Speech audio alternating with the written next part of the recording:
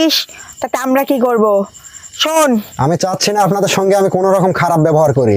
তুই আমাদের সাথে কি খারাপ ব্যবহার করবি? আমরা যদি রেগে যাই না, তোরে পুরো আসনটাকে একবার তছনছ করে দিয়ে যেতে পারবো।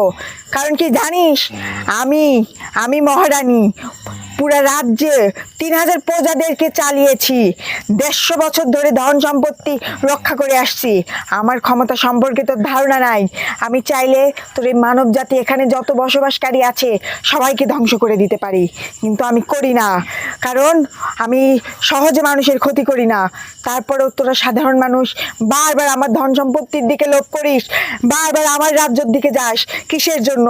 আমি তো ওখানে তোদের রাজ্য আছে এলাকায় এটা যাই না। জানলো কি? ওখানে রাজ্য, এখন কি কোনো রাজ্য আছে ওখানে? ওখানে রাজ্যের কোনো পরিবেশ আছে? মানুষ জানে যে ওখানে রাজ্য?